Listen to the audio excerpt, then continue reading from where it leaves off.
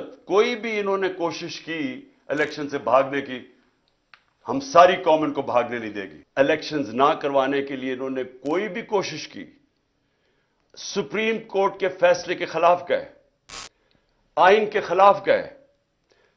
सारी कौम को मैं आज कह रहा हूं कि हम सब निकलेंगे। अभी से आप अपनी तैयारी करें, क्योंकि अब अगर हम ना निकले तो और छोड़े, अल्लाह माफ नहीं करेगा हमें। कोई तरीका है इनके पास, कोई रोड मैप है इनके, क्या कैसे ये अब मुल्क को इस दलदल से निकालेंगे।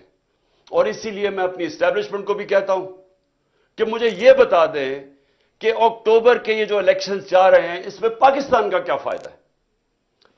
यानी पाकिस्तान को अगर अक्टूबर तक इलेक्शन डिले करते हैं तो क्या इनके पास रोड मैप है जो मुल्क के हालात बेहतर हो जाएंगे।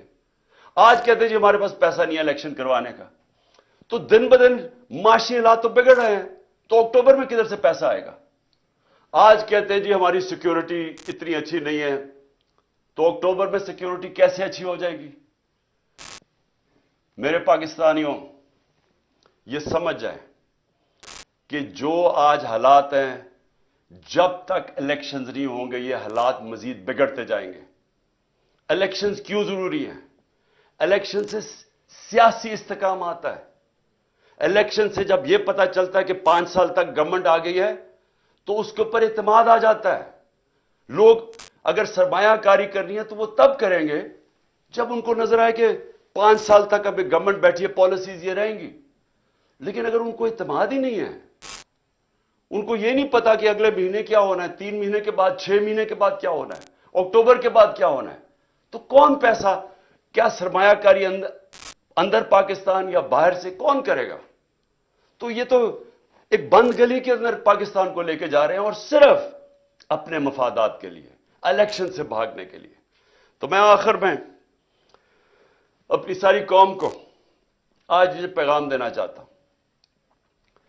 देखिए, अगर ये आइन से पीछे हटे और ये जो अभी हमें इनके नजर आ रही है इनकी नीयत, इलेक्शंस ना करवाने के लिए इन्होंने कोई भी कोशिश की, सुप्रीम कोर्ट के फैसले के खिलाफ गए, आइन के खिलाफ गए। सारी कौम को मैं आज कह रहा हूं कि हम सब निकलेंगे। अभी से आप अपनी तैयारी करें, क्योंकि अब अगर हम ना निकले तो और छोड़े, अल्लाह माफ नहीं करेगा हमें। क्योंकि ऊपर वाले का हुक्म है कि हक और इंसाफ के लिए खड़े हो। अल्लाह का हुक्म है कि आपके मुल्क में इंसाफ होगा तो आजाद होंगे। देखिए, आजादी क्यों, आजादी के लिए जब इंसान जद्दोजहद करता है और वो उसकी जान चली जाती है तो उसको शहीद कहते हैं। पैगंबरों के बाद सबसे बड़ा रुतबा शहीद का है। तो कितनी बड़ी अल्लाह ने हमारे पे फर्ज किया हुआ है कि आप इंसाफ के लिए, अपनी आजादी के लिए जद्दोजहद करें, और हमारी बेहतरी के लिए उसने कहा है।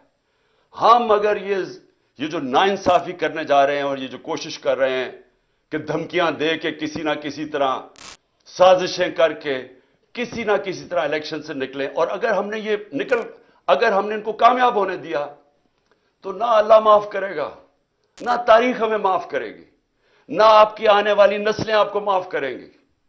क्योंकि इंसाफ है, आइन है तो इंसाफ है, क्योंकि आइन बताता है कौन से कानून पे मुल्क चलता है। कानून आपकी बुनियादी हकूक की हिफाजत करता है। कानून बताता है कि पाकिस्तान में मुल्क में चलना कैसे है। तो जब अगर आइन ही नहीं है तो फिर तो जंगल का कानून है। फिर तो ताकतवर फैसला करेगा कि कौन सी आइन की शिक उसने माननी है और कौन सी उसने मुस्तरद करनी है। फिर तो ताकतवर का कानून हो गया, जो कि जंगल का कानून है। इसलिए मेरे पाकिस्तानियों, आपने मेरी कॉल की इंतजार करनी है। इन्होंने अगर आइन के ऊपर ना चले, मैं आज आपको सबको कह रहा हूं, ये आप सब पे फर्ज है। मैं अपने नौजवानों को कह रहा हूं, मैं अपनी ख्वातीन को कह रहा हूं, मैं अपने बुजुर्गों को कह रहा हूं, मैं अपने बच्चों को कह रहा हूं कि जब तक आपने अपने इंसाफ और आजादी के लिए जद्दोजहद ना की, हमारे मुल्क का कोई मुस्तकबिल नहीं है। मैं इंशाअल्लाह पूरी आखिर तक अपने मुल्क के आइन के साथ खड़ा रहूंगा, क्योंकि मैं फिर से बताऊं, मेरी जहाद आज से 27 साल पहले थी इंसाफ के लिए। और मैं आपको यह बता दूं कि इस मुल्क का सिर्फ अब मुस्तकबिल एक रास्ते पे, साफ और शफाफ इलेक्शन हो, एक हुकूमत अवाम के मैंडेट से आए, अवाम के मैंडेट से आके फिर वो इस्लाहत करे जो अभी तक पाकिस्तान में नहीं हुई। कैसे जुडिशल रिफॉर्म्स हो, governance reforms, civil service reforms, हमारी गवर्नमेंट कॉर्पोरेशन जो इतना नुकसान कर रही है उनको रिफॉर्म करें, हम रूल ऑफ लॉ कायम करें, हम सबको ताकतवर को कानून के नीचे लेके आए। यह सबसे बड़ी रिफॉर्म है। हम हर रिफॉर्म करें कि एक मुल्क में लेवल प्लेइंग फील्ड हो, इंसाफ के सामने सब एक बराबर हो। और मैं आपको यकीन दिलाता हूं कि उसी के बाद पाकिस्तान उठेगा। और वो उठेगा कैसे? सबसे पहले बैरून मुल्क पाकिस्तान में सरमायाकारी करेंगे। 1 करोड़ बैरून मुल्क पाकिस्तानी है। जो उनके पास डॉलर्स हैं, सारे पाकिस्तान में कम डॉलर्स हैं 22-23 करोड़ लोगों के, जो सिर्फ 1 करोड़ लोगों के पास डॉलर्स हैं। वो लोग वो जैसे पाकिस्तान में इन्वेस्टमेंट करेंगे, जिस वक्त वो पाकिस्तान में इन्वेस्टमेंट शुरू करेंगे, हमारा ये डॉलर का मसला हल हो जाएगा। हम जो इस वक्त सारा वक्त कभी कहां पैसे मांगते फिर रहे हैं, ये मसला तब हल होगा जब अपना पहले हम मुल्क का निजाम ठीक करें और उसके बाद एक वो माहौल बनाएं जिसमें सरमायाकारी हो। और वो सरमायाकारी के माहौल के अंदर जो सबसे पहले इस मुल्क में सरमाया करेगा वो बैरून मुल्क पाकिस्तानी है। फिर बाहर से सरमायाकारी होगी। हिंदुस्तान और चाइना, ये दोनों जब इनकी जब तरक्की शुरू हुई थी तो सबसे पहले इन्होंने माहौल बनाया था कि इनके अपने लोग जो बाहर बैठे हुए थे, हिंदुस्तान से लोग बाहर, जो चाइना से लोग बाहर, पहले उन्होंने अपने मुल्क में सरमायाकारी की थी, फिर दुनिया से सरमायाकार आए थे। हमारा इस वक्त सबसे बड़ा मसला यह है कि 140 मुल्कों में से पाकिस्तान का रूल ऑफ लॉ यानी इंसाफ के निजाम में हम 129 है। जब हम 129 रहेंगे तो यहां सरमायाकारी कोई नहीं करने लगा। वही पाकिस्तानी जाके दुबई में प्रॉपर्टी ले लेते हैं, वही पाकिस्तानी बिजनेसेस दुबई में करते हैं, अमेरिका, इंग्लैंड, यूरोप चले जाते हैं। सिर्फ 20,000 पाकिस्तानियों ने दुबई में 10.4 अरब डॉलर की प्रॉपर्टी खरीदी हुई है। सिर्फ 20,000 पाकिस्तानियों ने 10.4 अरब डॉलर। आईएमएफ से हम 6 अरब डॉलर के पीछे अब हर चीज मानने के लिए तैयार है। और अमेरिका के अंदर सिर्फ 16,000 जो पाकिस्तानी अमेरिकन डॉक्टर्स हैं उनकी नेटवर्थ 200 अरब डॉलर है।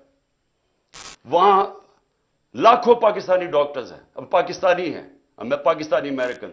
10 टॉप पाकिस्तानी अमेरिकन बिजनेसमैन, उनकी वर्थ 25 अरब डॉलर है।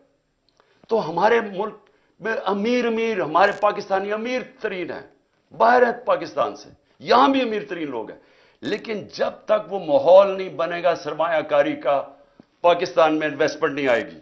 और जब तक इन्वेस्टमेंट नहीं आएगी हम इसी तरह